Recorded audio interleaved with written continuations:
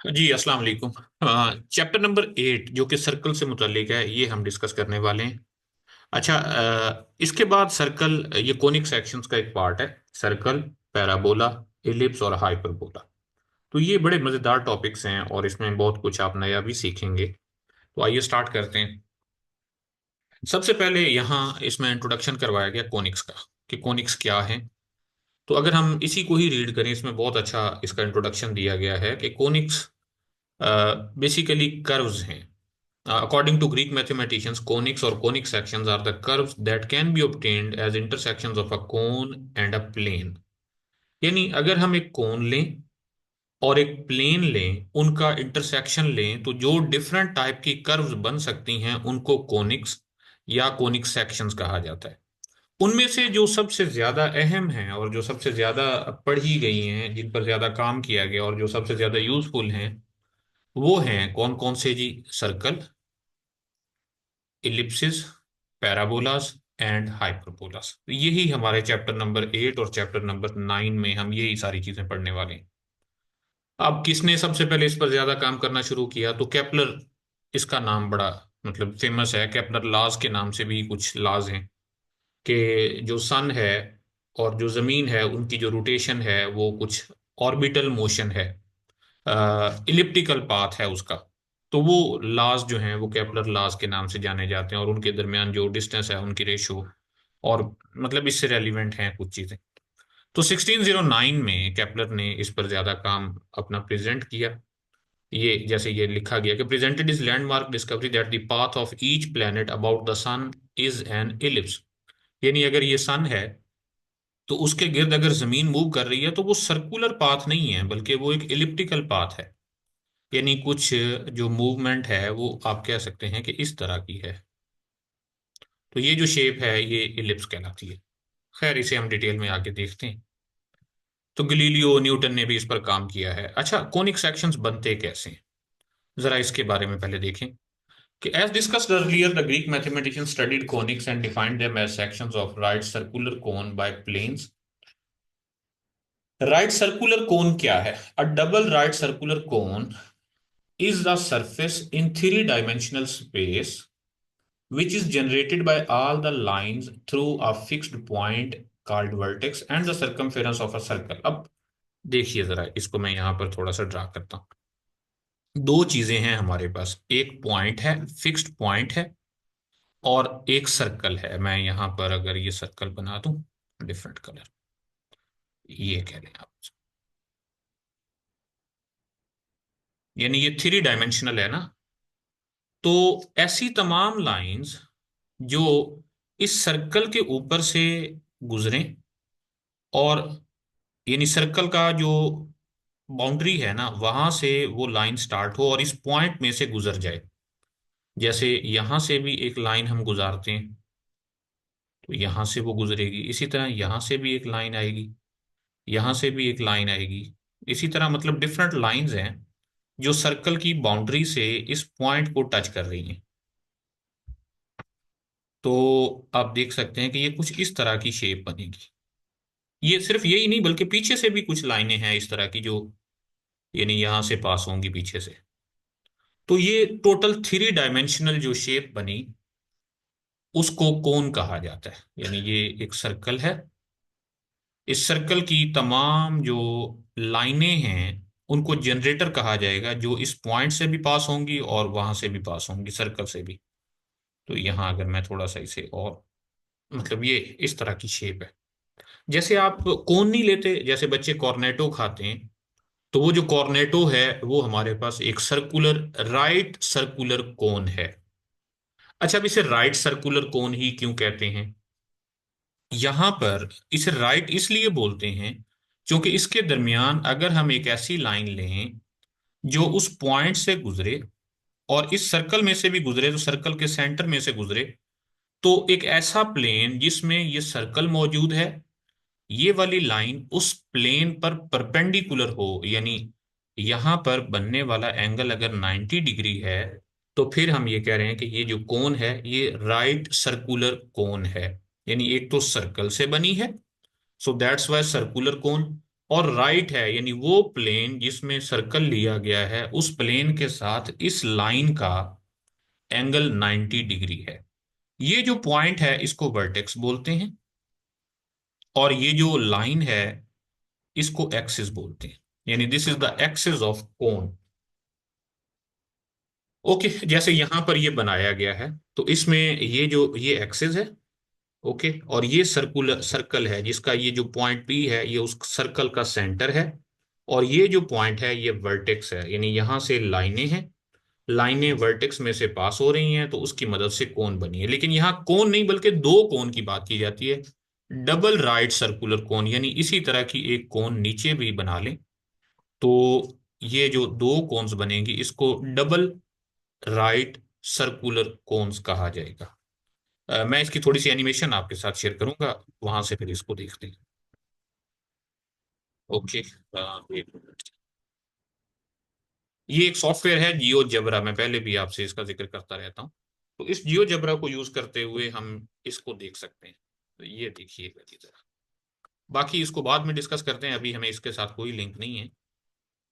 आप सिर्फ इस शेप को देखिए, ये जो ऊपर से आपको नजर आ रही है, ये जो ब्लू है, ये ब्लू उसका एक्सिस है, ये सर्कल है, और सर्कल की मदद से एक डबल कोन बनाई गई है, एक पोर्शन ऊपर वाला है एक उसका नीचे वाला पोर्शन है, बल्कि इसको डबल नेप्ड कोन भी बोलते हैं। यानी इसके दो पार्ट हैं, एक अपर पार्ट है वो अपर नेप, और एक नीचे वाला जो पोर्शन है उसको लोअर नेप का नाम देते हैं। इस तरह की और भी बहुत सारी एनिमेशन आप देख सकते हैं। ये इसको हमने यहाँ रोक दिया, एक मिनट।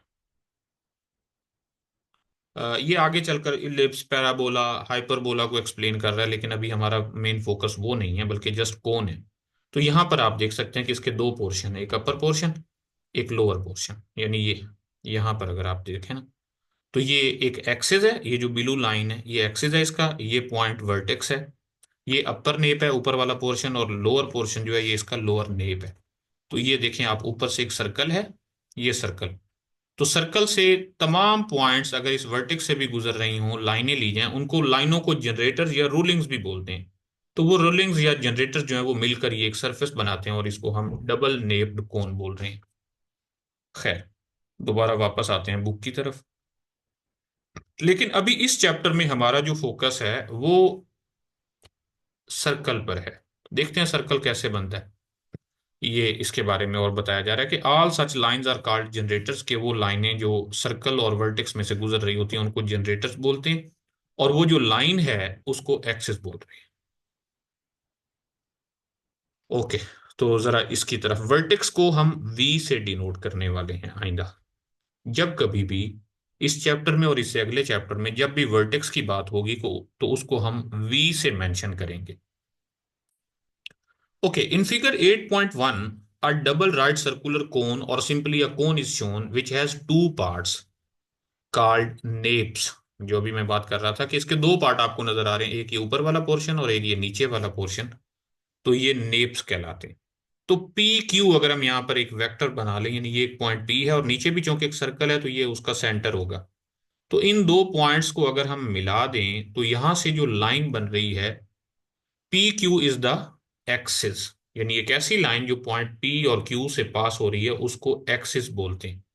और जो ए बी है, ए बी क्या है जरा यहाँ पर देखें, ए सर्कल के ऊपर कोई सा एक पॉइंट लिया गया, और बी दूसरे सर्कल के ऊपर एक पॉइंट लिया गया और वो वर्टेक्स में से भी गुजर रहा है, तो एक ऐसी लाइन जो एक सर्कल से और वर्टेक्स से पास हो उसको जनरेटर बोलते हैं, is a generator of the cone, where as we is the vertex. अच्छा, अब सर्कल कैसे बनेगा? तो डिफरेंट किस्म की शेप्स यहां से बन सकती हैं। जरा यहां नीचे देखिए कि ये अगर आपके पास डबल नेप कोन्स मौजूद हों, आप देख सकते हैं चारों शेप्स में डबल नेप कोन्स हैं। तो एक सर्कल क्या है, अगर हम एक प्लेन लें, वो प्लेन इस एक्सिस के साथ 90 डिग्री का एंगल बनाए तो जो उनका पॉइंट ऑफ इंटरसेक्शन होंगे वो एक सर्कल फॉर्म करेंगे। सो this is the circle. Okay, सबसे पहले यहाँ सर्कल की डेफिनेशन बताई गई, नहीं अब इंटरसेक्शन की फॉर्म में कहा गया कि a circle is a conic और curve which is obtained by cutting a cone with a plane that is perpendicular to the axis and does not contain the vertex v, यानी वो vertex में से भी पास ना हो ये प्लेन, वैसे ये प्लेन यहां से भी कट कर सकता था, यहां पर भी कट कर सकता है, यहां पर भी कट कर सकता है, यहां पर भी कट कर सकता है। तो कहीं पर भी कट करे, वर्टेक्स में से ना गुजरे, लेकिन वो प्लेन इस एक्सिस के साथ 90 डिग्री का एंगल बनाएगा। तो जो शेप बनेगी वो क्या होगी? सर्कल होगी। जैसे अगर हम चलें, अभी मैं बाकियों को भी डिस्कस कर लूं फिर देखते हैं। अच्छा, ये तो है सर्कल। इसके बाद अगर हम बात करें इलिप्स की, तो इलिप्स कैसे बनता है? An ellipse is a conic or curve which is obtained if the intersecting plane is slightly tilted and cuts only one nape of the cone। यानी एंगल जो है वो 90 डिग्री ना हो। ओके, यानी स्लाइटली टिल्टेड का यही मतलब है कि 90 ना हो। और दूसरा क्या है कि वो सिर्फ एक नेप को कट करे। जैसे इसमें आप देख रहे हैं कि ये एक थोड़ा सा, यानी 90 डिग्री एंगल नहीं है, थोड़ा सा टेढ़ा प्लेन है, और एक्सिस के साथ वो 90 डिग्री का एंगल नहीं बना रहा, और सिर्फ एक नेप को कट कर रहा है, अपर को या लोअर को किसी एक को करवा दें, तो वहां से जो शेप बनती है उसको इलिप्स बोलते हैं। ओके, अब तीसरी शेप क्या है जी हमारे पास? Hyper parabola. अब पैराबोला इज अ कोनिक और curve which is obtained if the cutting plane is parallel to a generator. कि ये जो प्लेन है ये किसी जनरेटर के पैरेलल हो। ये जनरेटर ही है ना, ये लाइन जैसे हमने पहले कहा है ना, यहाँ पर पॉइंट ए लिया गया था, इसको पॉइंट बी कहा गया था। तो ये एक जनरेटर है, तो ये अगर प्लेन जनरेटर के पैरेलल ले लिया जाए, तो जो शेप बनेगी उसको हम क्या बोलेंगे? That is parabola. ओके, और लास्ट में फिर आ जाते हैं हाइपरबोला पे, कि if the plane intersects both nappes, कि दोनों नेप्स को वो कट कर रहा हो, but does not contain the vertex, लेकिन वर्टेक्स में से पास ना हो, तो उस सूरत में जो शेप बनती है उसको हाइपरबोला बोलते हैं। ओके, जैसे यहां पर आप देख सकते हैं कि दिस इज हाइपरबोला। ओके, इसके बाद कुछ और भी हैं। If the cutting plane pass through the vertex then it is possible to obtain a point. ये देखें, ये प्लेन वर्टेक्स में से पास हो रहा है, ओके, लेकिन एक्सिस के साथ 90 डिग्री का एंगल है इसका। तो यहां पर क्या बना हमारे पास? जस्ट एक पॉइंट बन गया। ओके, इसी तरह लाइंस भी बन सकती हैं और पेयर ऑफ लाइंस भी बन सकती हैं। कैसे? अ लाइन और पेयर ऑफ लाइंस, यानी यहां पर काटा गया। फिर इसी तरह से अगर हम एक ऐसा प्लेन लें जो उसमें से पास हो लेकिन जनरेटर के साथ पैरेलल हो, ये जो प्लेन है ये जनरेटर के साथ पैरेलल है, तो यहां से जो शेप बनी है वो क्या है? वो इंटरसेक्टिंग लाइंस हैं, दो लाइनें बनेंगी। इसी तरह एक सिंगल लाइन भी बन सकती है जो जस्ट एक जनरेटर पर ही, मतलब जनरेटर पर ही प्लेन लिया जाए तो। जरा इसकी एनिमेशन देखते हैं, यहां से ये चीजें और ज्यादा क्लियर हो जाएंगी।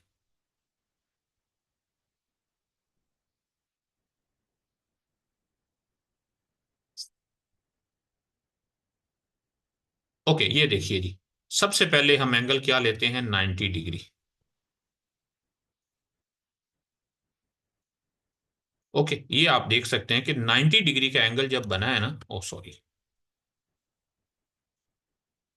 एक,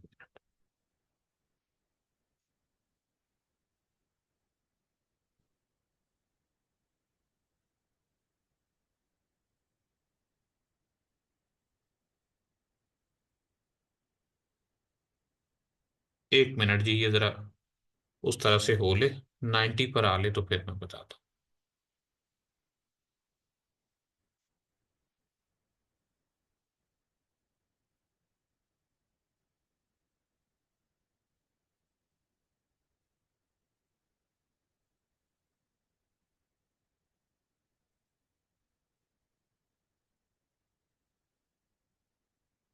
ओ सॉरी, यानी ये फिर 90 से थोड़ा सा चेंज हो गया। तो आप ये देखिए जरा यहाँ पे, ये दो नेप्स थी, अपर नेप और लोअर नेप, ये एक प्लेन लिया गया। अगर ये प्लेन 90 डिग्री का एंगल बनाएगा, यानी ये वाला एंगल बन रहा है, अगर ये एंगल यहाँ पर ये बताया गया कि रोटेशन कितनी है? 88 है, तो अगर ये 90 हो तो ये थोड़ा सा और नीचे आ जाएगा। तो आप देख सकते हैं कि ये जो नीचे कर्व बन रही है ये क्या है? ये एक सर्कल है। तो इन शॉर्ट, एक्सिस के साथ अगर प्लेन का एंगल 90 डिग्री हो, राइट एंगल हो, तो उस सूरत में जो उनके इंटरसेक्शन बनेगा वो एक सर्कल होगा। ओके, अच्छा, दूसरा क्या था कि अगर थोड़ा सा टिल्ड होगा तो फिर इलिप्स बनेगी। टिल्ड से मुराद ये है कि इनमें से कोई, मतलब हम 90 नहीं लेते, ले लेते हैं जी 50। ओके, बल्कि ये 60 पर ही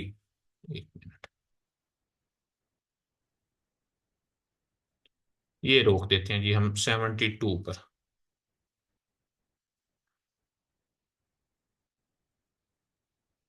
ओके, ये देखिए अब ये 72 पर रोका गया है हमने, यानी एंगल जो है वो 90 नहीं है। तो यहां पर जो शेप बन रही है आप देख सकते हैं ऊपर से भी कि वो सर्कल नहीं है बल्कि इलिप्स है, इस शेप को इलिप्स कहा जाएगा। तो जितना एंगल हम थोड़ा सा और चेंज करके देखते हैं,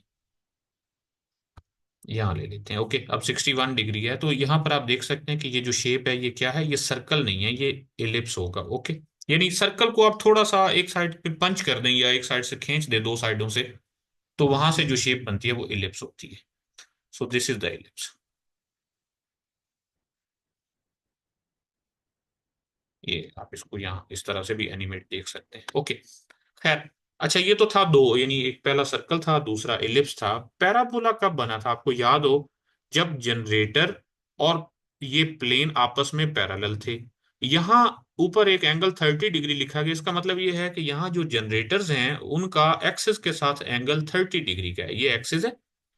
और इन दोनों के दरमियान एंगल 30 डिग्री, यानी ये कोई भी आप एक्सिस लें, उस एक्सिस का इस एक्सिस के सॉरी कोई भी जनरेटर लें, उस जनरेटर का इस एक्सिस के साथ एंगल 30 डिग्री है, ये वाला एंगल 30 डिग्री है। तो इसका मतलब ये है कि अगर ये रोटेशन वाला एंगल भी 30 डिग्री होगा तो वो दोनों पैरेलल हो जाएंगे, और वहां से जो बनने वाली शेप होगी वो क्या होगा? वो एक पैराबोला होगा। देखते हैं, 30 पे मैं इसे रोकूंगा। ओके, ये रहा 30। 30 पर जैसे ही हमने रोका तो आप देखें कि ये बिल्कुल पैरेलल हैं, ये प्लेन और ये एक्सिस, ये जो जनरेटर है, सॉरी, ये जनरेटर और ये प्लेन आपस में पैरेलल हैं। तो यहां से जो बनने वाली शेप है आप देखें, ये कौन सी शेप है? इसको पैराबोला कहेंगे, ये जो रेड लाइन आपको नजर आ रही है। तो इस तरह से पैराबोला बनता है। ओके, अब लास्ट में रह गया था हाइपरबोला। हाइपरबोला कैसे बना था आपको याद हो? कि एक दो आप दोनों नेप्स को कट करवा दें, लेकिन वो जो प्लेन है वो इस वर्टेक्स में से ना गुजरे। जरा देखें, कट करवाते हैं इनको। ये नहीं। ओके, तो ये पर यहां पर आप देखिए कि ये जो दो शेप्स आपको नजर आ रही हैं वाइट कलर में, ये दोनों जो हैं ये मिलकर हाइपरबोला बनाती हैं। यानी हाइपरबोला कोई सिंगल पार्ट नहीं है बल्कि वो दो पार्ट्स हैं। तो इस तरह से हमें हाइपरबोला भी मिलता है। तो यहाँ पर इसकी एनिमेशन का प्रोसेस हम रोकते हैं। कुछ क्वेश्चंस हैं आपके, शायद मैं वो देख लूं। जनरेटर कौन सी लाइंस हैं? जनरेटर की मैं ये कह रहा हूं कि एक ऐसी लाइन, यानी जिन लाइनों से मिलकर वो कौन बनी है उनको जनरेटर कहा जाता है। बेसिकली ये जो 3D स्पेस आपको 3D शेप नजर आ रही है, ये जो दो ऊपर और नीचे यानी दो कॉर्नेटो जो हैं, कॉर्नेटो बेसिकली लाइंस की कलेक्शंस हैं। यहां पर एक सर्कल है। ओके, ये एक सर्कल है ऊपर आपको जो नजर आ रहा है, ये सर्कल, इसके हर एक पॉइंट को जब हम वर्टेक्स के साथ मिलाते हैं तो वो लाइनें हैं ना, उन लाइनों को जनरेटर कहा जाता है। ओके,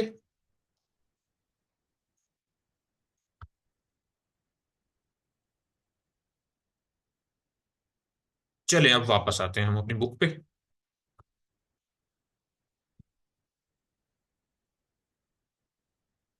खैर, लेकिन इस चैप्टर में हमारा जो मेन काम है वो बाकी नहीं बल्कि सिर्फ और सिर्फ सर्कल है। जस्ट सर्कल को डिस्कस करने के लिए पूरा ये चैप्टर डिजाइन किया गया।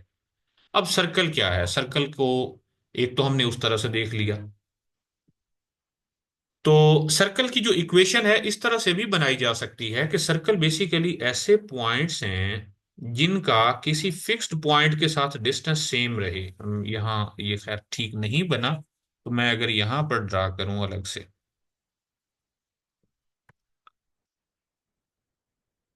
ओके, आई थिंक आप देख रहे होंगे, ये आपको इनकोडो नजर आ गया होगा। ये ओके, तो मैं यहां पर अगर एक सर्कल ड्रा करूं, तो सर्कल क्या है? बेसिकली सर्कल ऐसे पॉइंट्स की कलेक्शन है जिनका किसी फिक्स्ड पॉइंट के साथ डिस्टेंस सेम रहता है, ये वो फिक्स्ड पॉइंट है।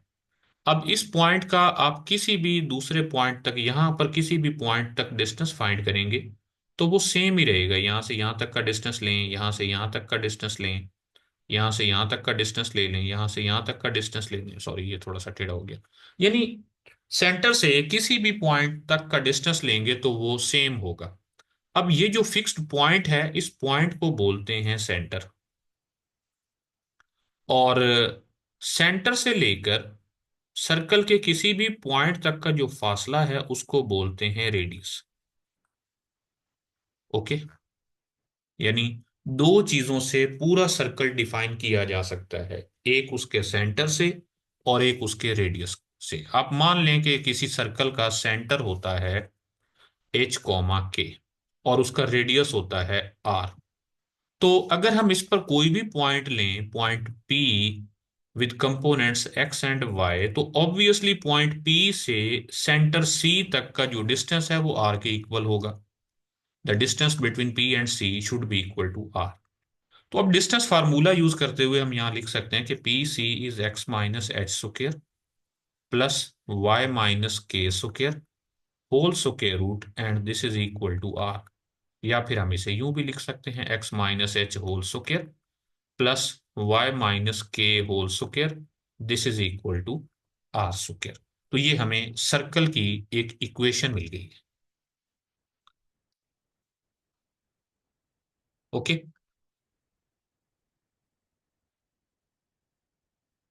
सो ये इसकी स्टैंडर्ड फॉर्म कहलाती है। यानी दो किस्म की हम इक्वेशंस को डिस्कस करने जा रहे हैं, जैसे ये यहाँ पर ये एक्सप्लेन किया गया था कि पॉइंट पी और पॉइंट सी के दरमियान डिस्टेंस जो है वो आर के इक्वल है। सो दैट्स वाई यहां से ये एक इक्वेशन मिलेगी, X minus H square plus Y minus के square that is equal to are square. अब ये जो इक्वेशन है ये कौन सी फॉर्म है? ये standard form of equation of circle है।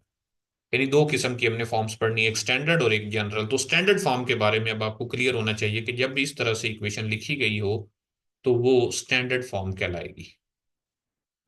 ओके, यहाँ स्टैंडर्ड फॉर्म का फायदा ये है कि इससे एच और के बड़ी आसानी से हमें पता चल जाते हैं। इस फॉर्म में लिखी हुई इक्वेशन से सर्कल का सेंटर और सर्कल का रेडियस हमें मिल रहे होते हैं, हमें दोबारा अलग से इन पर डिस्कस करने की जरूरत नहीं होती। दूसरी तरफ अगर किसी सर्कल का सेंटर ओरिजिन हो, यानी एच और के अगर दोनों जीरो जीरो हों, यानी ओरिजिन हो, तो उस सूरत में स्टैंडर्ड इक्वेशन आप देखें फिर किस तरह से बदल जाएगी। X minus zero square mean x square plus Y minus zero square that is equal to are square. तो फिर सर्कल की इक्वेशन इस तरह की होती है, x square plus Y square equal r square. जैसे ये देखिए, हमें इंफॉर्मेशन ये दी गई है कि सर्कल का सेंटर जो है वो -3,5 है और सर्कल का रेडियस स्क्वायर रूट ऑफ 2 हो, तो सर्कल की इक्वेशन क्या होगी? तो सेंटर के जो पॉइंट्स हैं एच और के, एक्स माइनस एच कर देंगे, यानी एक्स माइनस माइनस थ्री करेंगे, एक्स प्लस थ्री का स्क्वायर बन जाएगा plus Y minus k y minus five square that is equal to are square, यानी स्क्वायर रूट ऑफ 2 स्क्वायर। तो अगर हम इस इक्वेशन को थोड़ा और सिंप्लीफाई करें, यानी अब हम दूसरी फॉर्म की तरफ जा रहे हैं, जनरल फॉर्म की तरफ, तो आप देखें सर्कल की इक्वेशन कुछ इस तरह की बनी, x square plus Y square plus something x plus something y plus constant. Okay, अब इसी तरह एग्जाम्पल टू देखिए कि point p 3,4 is a point of a circle with centre at origin, यानी जो सेंटर है सी वो क्या है, जीरो जीरो है, और ये जो पॉइंट है ये सर्कल के ऊपर है। तो अगर ये सेंटर हो और ये सर्कल हो, ये जो पॉइंट पी है तो ये इस सर्कल के ऊपर है। अ, इस एनालिटिकल ज्योमेट्री में सबसे बेहतर अंडरस्टैंडिंग आपकी तब हो सकती है जब आप उसको थोड़ा ग्राफ ड्रा किया करें, थोड़ा उनको प्लॉट किया करें। जितना आप प्लॉट करेंगे उतनी अंडरस्टैंडिंग ज्यादा होती चली जाएगी आपकी। ओके, तो अगर ये पॉइंट पी सर्कल के ऊपर है और ये उसका सेंटर है, तो इन दोनों के दरमियान जो डिस्टेंस है वो रेडियस के बराबर होना चाहिए। तो हमें सर्कल की इक्वेशन बनाने के लिए सिर्फ दो चीजें चाहिए, सर्कल का सेंटर और सर्कल का रेडियस। सेंटर हमें पहले से दिया गया, रेडियस मालूम करने के लिए R will be equal to the distance between P and C. तो पी और सी के दरमियान डिस्टेंस फाइंड करेंगे तो ये बन जाएगा 3 - 0 square plus 4 - 0 square and whole square root, so this is equal to 5। तो हमें आर मिल गया 5, सेंटर भी मिल गया, मीन एच की वैल्यू जीरो है और के की वैल्यू भी जीरो है। तो इस तरह से स्टैंडर्ड इक्वेशन यूज करते हुए सर्कल की इक्वेशन बताई जा सकती है। अच्छा, खैर अब दूसरी तरफ आए तो एक और फॉर्म है जो जनरल इक्वेशन है। जनरल इक्वेशन देखें क्या है कि अगर हमें स्टैंडर्ड फॉर्म लें, x minus H square plus Y minus के स्क्वायर इक्वल आर स्क्वायर, और उसको थोड़ा सा सिंप्लीफाई करें, तो ये इक्वेशन कुछ इस तरह से लिखी जाएगी, यानी स्क्वायर ओपन करें एक्स माइनस एच स्क्वायर, वो बन जाएगा x square plus Y square minus 2hx। Okay, sorry ये थोड़ी सी हमने मिस्टेक की है। यानी x minus H whole square किसके इक्वल होगा, x square minus 2hx plus h square. इसी तरह y माइनस के स्क्वायर को सिंप्लीफाई करेंगे तो वो बनेगा y square minus 2ky plus k square, और ये आर स्क्वायर को भी लेफ्ट साइड पर ले आए तो ये माइनस आर स्क्वायर बन जाएगा। अब हम इसको थोड़ा रीअरेंज करते हैं। रीअरेंज किस तरह से, कि इसमें ये कांस्टेंट्स हैं, H square plus k square minus are square, चूंकि ये तो फिक्स होते हैं एच के एंड आर, तो H square plus k square minus are square ये भी एक कांस्टेंट होगा, तो उसको हम सी कह देते हैं। ओके, और ये जो एच है इसको हम माइनस जी कह देते हैं, या माइनस एच को जी कह दें, और माइनस के को भी एक नया कांस्टेंट कह दें एफ। जस्ट ये कांस्टेंट ही है ना, एच और के भी कांस्टेंट है, तो उनको कुछ नए कांस्टेंट्स भी असाइन किए जा सकते हैं। तो अगर हम वो असाइन कर दें तो ये सर्कल की इक्वेशन कुछ इस तरह से लिखी जाएगी, x square plus Y square plus 2gx plus 2fy plus c that is equal to 0। ये जो फॉर्म है इसको जनरल फॉर्म बोलते हैं। ओके, तो ये इन दोनों का मेन फर्क है। अच्छा, अब जनरल फॉर्म जरा देखें, इसकी कुछ और खासियत भी है। इसे इस तरह से भी देखा जा सकता है कि एक्स स्क्वायर और वाई स्क्वायर दोनों के कोफिशिएंट 1 हैं। अगर ये 1 ना हो तो सेम होना जरूरी है, जो सेम होगा उस पर डिवाइड कर देने से फिर 1 मिल जाएंगे। यानी क्या जरूरी है कि एक्स स्क्वायर और वाई स्क्वायर दोनों के कोफिशिएंट सेम हो। ओके, इसमें एक्स वाली एक टर्म हो सकती है, वाई वाली एक टर्म हो सकती है, लेकिन एक्स और वाई का प्रोडक्ट नहीं होगा इसमें। अब देख रहे हैं इसमें एक्स और वाई का प्रोडक्ट नहीं है, एक्स सेपरेट है, वाई सेपरेट है, एक्स स्क्वायर सेपरेट है और वाई स्क्वायर सेपरेट है। जिस this is second order, second degree quadratic, आप कह सकते हैं कि सेकंड डिग्री इक्वेशन है in two variables x and Y. तो सेकंड डिग्री एक ऐसी इक्वेशन जिसमें दो वेरिएबल एक्स और वाई इन्वॉल्व हो, और एक्स और वाई का प्रोडक्ट इन्वॉल्व ना हो तो उसको, और उसमें एक्स स्क्वायर और वाई स्क्वायर दोनों के कोफिशिएंट सेम भी हो, तो वो सर्कल को आइडेंटिफाई करती है। और इसमें आप ये देखें, G square plus F square minus C जो है वो हमेशा पॉजिटिव आएगा,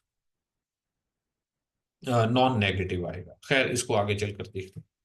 अच्छा, अब ये तो है सर्कल की जनरल इक्वेशन, लेकिन अगर ऐसा हो कि जनरल इक्वेशन दी गई हो और वहां से उसके सेंटर और रेडियस मालूम करना हो, तो फिर कैसे मालूम किए जा सकते हैं। तो हम इसके उलट चलेंगे। अगर हमें सर्कल की इक्वेशन दी गई है और हम उसे थोड़ा सा सिंप्लीफाई करें, उसके मतलब स्क्वायर कंप्लीट करने लगे। ये इक्वेशन है x square plus Y square plus 2gx plus 2fy plus c, for example ये गिवन है। तो इससे हम ये इक्वेशन बना सकते हैं कैसे, plus 2gx x square plus 2gx as it is रहने दें, और इसके साथ ऐड करवा दें g square. Okay, square complete करने के लिए इसी तरह Y square plus 2fy same रहने दें, और इसके साथ आप ऐड करवा दें एफ स्क्वायर, और प्लस सी सेम रहने दें, लेकिन चूंकि आप एफ स्क्वायर और जी स्क्वायर ऐड करवा चुके हैं तो उनको माइनस भी करेंगे। ओके, तो ये इक्वेशन, ये पहले वाली ब्रैकेट मुकम्मल होकर ये बन जाएगी एक्स प्लस जी स्क्वायर। ये दूसरे वाले तीन एलिमेंट मिलकर बना देंगे वाई प्लस एफ स्क्वायर, और दूसरी साइड पर इसको ले जाएं तो G square plus F square minus C. और अगर हम इसको कंपेयर करें, x minus H square plus Y minus के square that is equal to are square, तो यहां से हम ये कह सकते हैं कि ये वाली जो वैल्यू है ये आर है, यानी ये उसका रेडियस होगा। और यानी रेडियस किसके इक्वल होगा, square root of G square plus F square minus C. और सेंटर क्या होगा, सेंटर में एक्स माइनस एच होता है, तो ये जो जी है इसका नेगेटिव लेने से सेंटर का एक्स कंपोनेंट मिलेगा, और इस एफ का नेगेटिव लेने से भी हमें सेंटर का वाई कंपोनेंट मिलेगा। यानी ये बड़ा आसान है। अगर जनरल फॉर्म दी गई हो X square plus Y square plus 2gx plus 2fy plus C equal 0, तो उसका सेंटर वहां से मालूम करना हो तो just minus G minus F ले लें, और अगर रेडियस लेना हो तो G square plus F square minus C का स्क्वायर रूट ले लें। Okay, if we compare general equation of second degree, general equation of second degree क्या है, A X square plus B Y square plus 2h x y plus 2gx plus 2fy plus C equal 0, यानी x और Y दोनों involve होने हैं ना, और उनकी मैक्सिमम डिग्री 2 होनी चाहिए। तो ये सर्कल को कब रिप्रेजेंट करेगी, जो कि मैं पहले बात भी कर चुका हूं कि उसमें ये एक्स वाई नहीं होना चाहिए, यानी एच किसके इक्वल हो, 0 के इक्वल हो, और दूसरा ए और बी ये दोनों 1 हो। अगर ऐसा होगा तो फिर ये जो सेकंड डिग्री की equation in two variables x and y है, वो एक सर्कल को रिप्रेजेंट करेगी।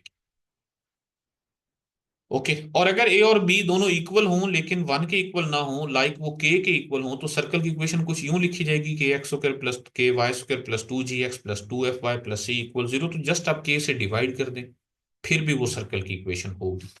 जैसे आप इस एग्जाम्पल में देखें कि find the centre and radius of the circle x square plus Y square plus 14x-6y-6 is equal to 0। तो यहां से पहले जी, एच और सी आइडेंटिफाई करें। X square plus Y square plus 2 जी एक्स होता है तो इसका मतलब 2 जी 14 के इक्वल है। प्लस 2 एफ वाई होता है तो 2 एफ किसके इक्वल है, -6 के इक्वल है। प्लस कांस्टेंट होता है तो सी इक्वल है -6। तो अब हमें यहां से क्या चाहिए, सेंटर। सेंटर क्या होता है, -g, -f। तो जी और एफ ऊपर से फाइंड करके इसमें पुट कर दें, और रेडियस चाहिए जो कि इक्वल होता है G square plus F square minus C. तो जी, एफ और सी की वैल्यूज मालूम है, यहाँ पुट कर दें। ओके, इसी तरह इस एग्जांपल में देखें, फाइंड द वैल्यू ऑफ के if radius of the circle is 5। अब देखें 3x square plus 3y square है, तो पहले आप 3 से डिवाइड करें। तो इक्वेशन ये बन जाएगी x square plus Y square -6x plus 4y plus k/3 equal to 0। अब इस सर्कल की इक्वेशन में आप देखें, x का कोफिशिएंट 2g होता है, so 2g is equal to -6। y coefficient 2f होता है, सो 2f इक्वल 4, और जो कांस्टेंट है उसको c से रिप्रेजेंट करते हैं, सो c इज k/3। तो यहां से g, f और c मिल जाएंगे, और हमें बताया क्या गया है कि radius of circle is 5, it mean that r is equal to 5। तो r किसके इक्वल होता है, square root G square plus F square minus C. तो वहां से आप पहले r फाइंड करें। ओके, तो इसको यूज करते हुए, सॉरी r कह रहा था कि इसको यूज करते हुए यहां से k की वैल्यू फाइंड की जा सकती है, सो k इज इक्वल टू -36। तो यहां हमारी ये मीटिंग खत्म हो रही है। नेक्स्ट हम मीटिंग में ये डिस्कस करेंगे कि मुख्तलिफ किस्म की कंडीशंस दी गई हों तो सर्कल की इक्वेशन कैसे बनाई जा सकती है। लाइक अगर हमें 3 collinear points, non collinear points दिए गए हों, फिर अगर 2 पॉइंट और सेंटर दिया गया हो किसी लाइन पर, 2 पॉइंट्स दिए गए हों और इक्वेशन ऑफ टेंजेंट दी गई हो, और 2 पॉइंट्स और टचिंग लाइन के बारे में बात की गई हो, तो फिर सर्कल की इक्वेशन कैसे बनाई जा सकती है।